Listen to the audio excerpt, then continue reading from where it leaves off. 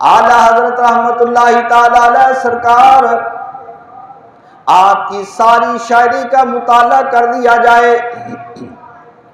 کوئی بندہ آپ کی شاعری کے اوپر انگلی نہیں اٹھا سکتا کہ اس مقام کے اوپر اعلیٰ حضرت رحمت اللہ تعالی علیہ نے مناسب الفاظ استعمال نہیں فرمائے۔ آپ سرکار کو اللہ رب العالمین نے سبقت قلم سے بھی محفوظ فرما لیا، آپ کو اللہ رب العالمین نے سبقت لسانی سے بھی محفوظ فرما لیا۔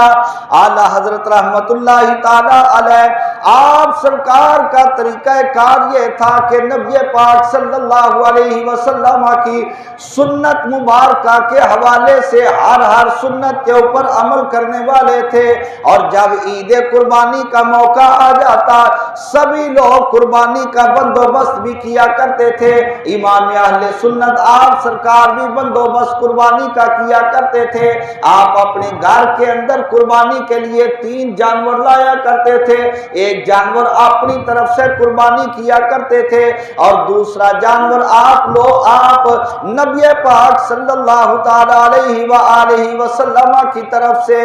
قربانی کیا کرتے تھے، اور تیسرا جانور آپ اپنے والد گرامی کی طرف سے قربان کیا کرتے تھے۔ اور کسی نے پوچھا کہ حضور والا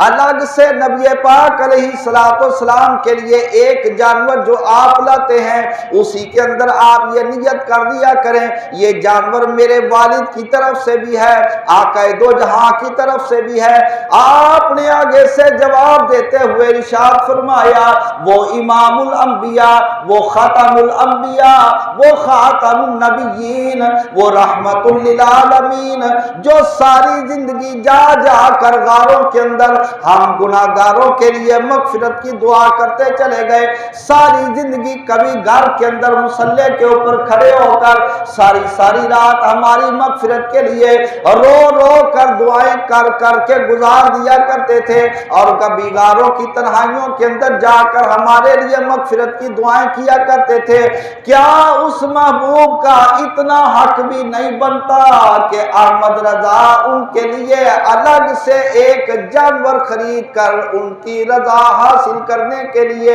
اللہ رب العالمین کی بارگاہ میں قربانی پیش کر کے رکھ دے؟ اس کو عشق رسالت کہا جاتا ہے۔ اور جو جانور امام الانبیاء